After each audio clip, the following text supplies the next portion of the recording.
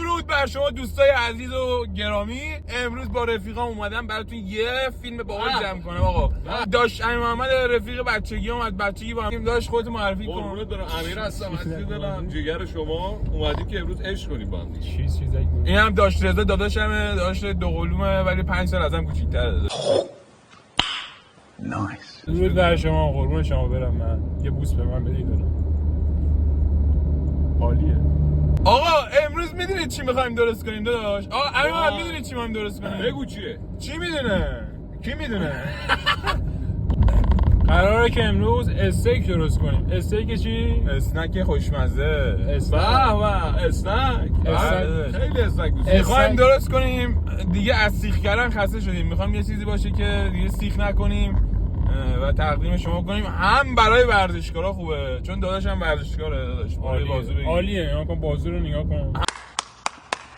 هم برای ورزشکارا خوبه، هم برای صدای خواننده‌ها خوبه، هم برای دوبلورها خوبه. دقیقاً. هم برای اصلا استیکای آقا مهدی شد که باعث شد راه صدا پیشگی پیشه بگیره.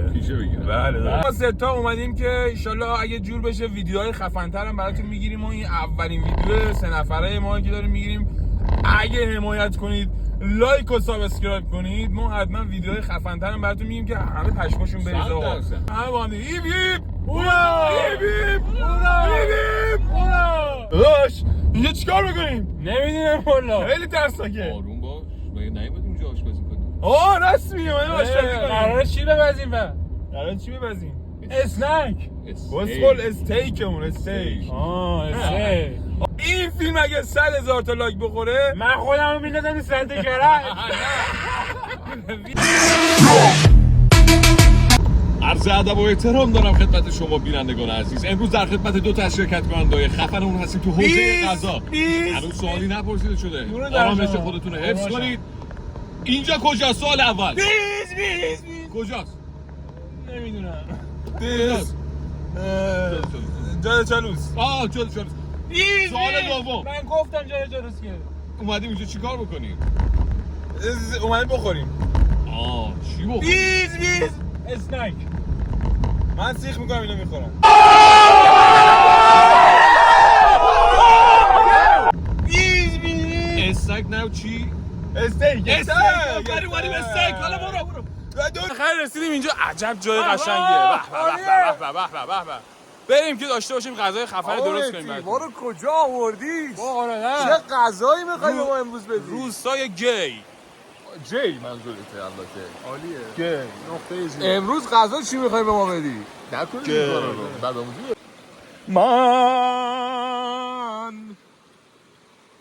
عالیه. ما امروز اومدیم اینجا چیکار کنیم؟ تو چرا اونجا وایسادی؟ غریزه قزوینی بده داشت.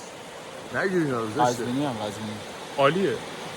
بریم تقسیم کار کنیم. شما سریع برید این چیزا رو بشورید. اینا رو باید بشورید. من زغال رو روشن می‌کنم. بگی چطور بشوریم؟ بادمجون بگید دست تو با. استاد شستشو برو داداش.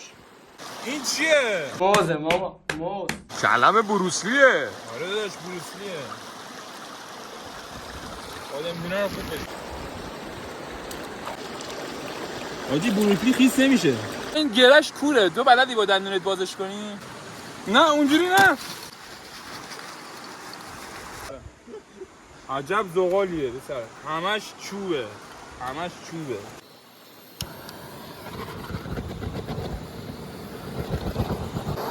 عینک ایمنی رو میزنیم که جرقه توی چشمون نپره. ببین. به با این میخوایم چی درست کنیم؟ استیک. آقا رضا دنبال سنگ میگرد. این سنگ خوبیه رضا. عالیه. رضا یه انگ به این سنگ بزن. عجب سنگاییه. آخ اگه تونستید این سنگو پیدا کنید من خودم رو اینجا غرق میکنم. آخ عجب سنگیه. استیکی که آقا مهدی درست کنه خوردن داره. به این همونه که میگه کنسرت ابی. قربونت برم. بیاییم برای بازار. دیدیم این محمد کار نمیکنه بهش کار بده. زغال رو روشن کنه داداش. می‌دونی که باز زدن برای قلب و روح مفیده. چرا؟ رگای خونی رو باز میکنه. باز میشه من احساس خرسندی شادی بکنم. خب سبزیجاتی که برای استیک کنار استیک استفاده میکنن کدوه. میگن کدو برای قند خوبه، میزنن اونجا براش خوشمزه باشه. خیاره که البته خیار استفاده نمیکنم ما برای اینکه ویدیومون قشنگ باشه خیار رو بردیم. هویجم فکر نمیکنم کسی هویج بخوره با استیک. بادمجون آوردیم که شما زیرش کامنت بذارید، کامنت بادمجون، استیکر بادمجون برامون بذارید. و مهمتر از همش کرم بروسلیه که این کرم بروسلی یکی از مهمترین چیزایی که تو استیک، یعنی اصلا این نباشه انگار استیک نخوردی. و قارچ هم هستش، قارچمون اینجا اصلا قارچ رو نشستیم، قارچه و یه مقدار کوکائین یه مقدار نمک که استفاده میکنیم برای استیکمون. تختمون رو خیس میکنیم. هر کی دلیلشو بگه جایزه داره. یه جای مناسب پیدا میکنیم میذاریم. گوشتی که ما برای استیکمون استفاده میکنیم گوشت راسته گوساله است که ابتدا ما اینا رو پاک میکنیم. خب یعنی این دمارش رو میگیریم، بعد از خود راسته که یک هفته بیاض شده، این گوشت یک هفته بیاض شده که حالا یه آموزش بیاض کردن گوشت حتما براتون میذارم که شما یاد بگیرید که گوشتتون رو چجوری بیاض کنید. این خیلی مهمه تو استیک. حالا بریم ادامه کار، برش‌های گوشتم بهتون آموزش بدم صفا کنید. دمار گوشت رو که گرفتیم اینا سفته آقا، نمیپزه. اینا حالا نکات آشپزی جدا از چیز این نمیپزه و سفته زیر دندونه. اگه برای اینکه میخواید استیک خوبی داشته باشه بعد گوشتتون رو لخت کنید و روش دمار نداشته باشه. این دمار خورده نمیشه ولی گوشتمون خیلی گوشت نرمیه و خیلی خوشمزه است. نکته مهمی که خیلیا توی درست کردن استیک به شما نمیگن نحوه برش گوشته. شما باید گوشتتون رو جوری ببرید که چی وقتی روی حرارت که میذارید این دما به بافت گوشت نفوذ کنه و در لحظه اول گوشت تا مغز حرارت تا مغز گوشت حرکت کنه و گوشت کاملا بپزه، یعنی مغز گوشت بپزه. این نکته خیلی نکته مهمیه. یعنی کل داستان استیک اینه که شما گوشت رو به مخالف بافتش برش بدید، یعنی به این صورت برش بدید و از اون ور که من میگم میذارید روی زغال. اینجوری برش گوشت رو میزنید و گوشت این بیا بالا اینو من ببینید گوشت باید به این ور گوشت بذارید. یعنی اگه گوشت اینجوریه شما برش رو این وری میزنید و وقتی که حرارت میخوره حرارت از زیر میره داخل بافت گوشت، یعنی بافت گوشت به این شکله. خب یعنی به این شکله وقتی حرارت میخوره میره توی رگا و موی رگا و بافتی که حالا عضلاتی که تو گوشت هست میره داخل. با این مهمترین قسمتش بود که من گفتم تو استیک. اینو بفهمین همه رو فهمیدین. اینا میشه دمار گوشت که زیر راسته است، یعنی خود مغز راسته میاد روی این دور راسته رو میگیره.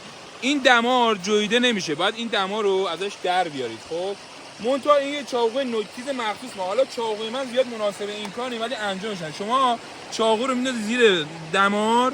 خب نگاه کن به این صورت، نگاه کن به سمت یه مقدار اورید به سمت بالا میکشی بیرون. خب که چی گوشتتون هدر نشه. نگاه کن بعد چاقو رو نگاه کن به این سمت. حالا این چاقو زیاد من اینجا چون جام مناسب نیست چاقو رو به این سمت میگیرید و اینجوری دمار جدا میشه. میرید دوباره سری جای بعدیش اینم میگیرید اینجوری قشنگ. نگاه کن دمار آروم آروم از تو گوشت. حالا میگم من حالت نشستنم اینا زیاد مناسب نیست، باز بهتر از اینا میشه.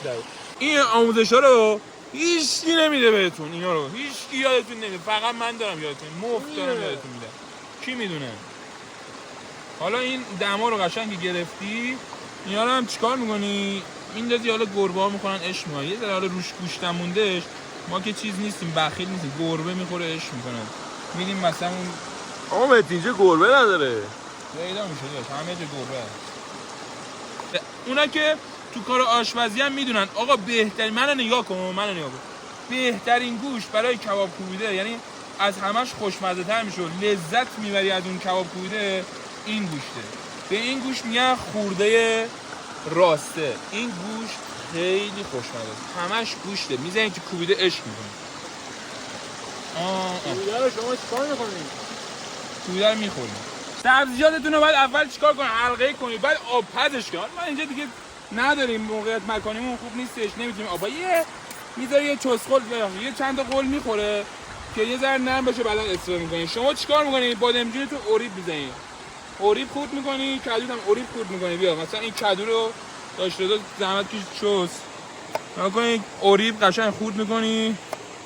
به به. بعدو که خورد کردی بادمجون هم خورد می‌کنی، خیلی راحت انجام میدی دیگه. و چه حرارتی داره بازی. خب قارچ باید بشیمش اول. یه لب چشمه با چاقو قشنگ اینا رو میشوری میبری شقش میکنی. یه قارچ هم داداش تهش رو اگه دوست داری میتونی بگیری، من دوست دارم بخورم. حالا شما میخواین بگیرید بخوره. نه منظور موقع غذا. لیامون هم که بروسلیامون هم اینجوری باز میکنیم داداش. فقط بروسلیاتون حتما چیز کنید و بجوشونید که توش یه وقت حشره مشره بود، ولی ما زیاد بدنمون قویه میخوریم، مشکل نداره.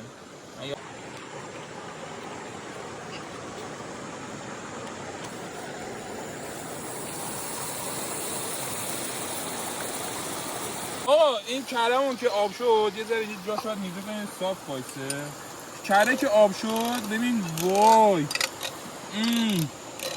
کره که آب شد قشنگ چیکار می‌کنی؟ استیکمون رو میندازیم روی. استیک رو چجوری میندازی؟ به این صورت گفتم یه جوری که بافتش بره توی گوشت. رزماری رضا جون آقا چند تا برگ رزماری، من رزماری یادم رفت. چیکار می‌کنی بابا؟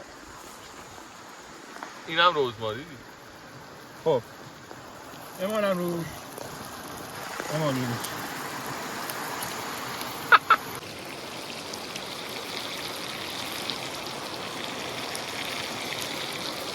می‌دونید چیه؟ برای اینکه استیک رو بردارم بشه باید حداقل حالا بستگی به تایم پختش و نحوه پخت حرارت داره، ولی مثلا 10 دقیقه 7 دقیقه این ورش بشه، یا 7 دقیقه اون ورش بپزه قشنگ کامل که استیکتون بردارم بشه.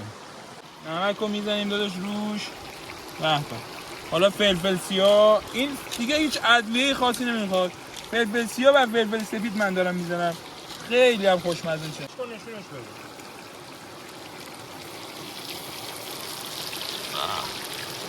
اینجوری نه یه جا باشه تو روغن باشه دیگه. کار داداش برمیگردیم میریم بچه‌ها بخورن صفا کنن. داداش تو باید بادمجون رو بگی ببین خود بادمجون چی شد. وای هر پرس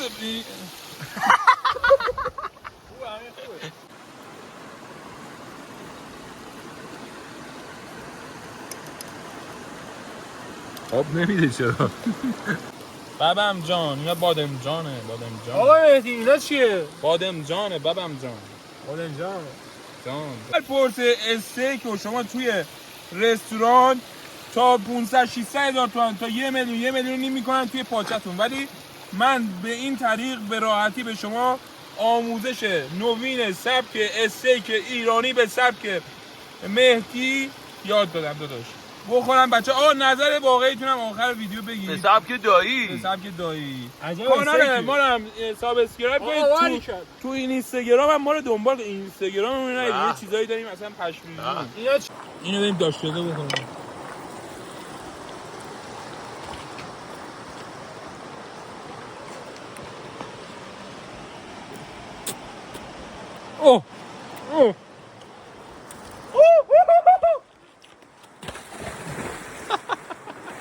این استیکی که خوری چجوری بود؟ بتی رسپی اینو من میخوام. بی‌نظیرترین استیکی بود که تا الان خوردم. به طعم واقعی گوش، یه دونه افزودنی نداشت. کیف کردم. نوشه جان. آقا رضا تو چی کار کردی؟ عالی بود این استیکی داری ما خوردیم انقدر خوشمزه. این چیه دستت داداش؟ این گل بابونه. چی کارش میکنی؟ این هیچ گل بابونه سی بابونه نمیشه. بابونه یه گیاهیه که برای گرم کردن خوبه، برای خاصیت داره، یا گرمی طور داره بکنن.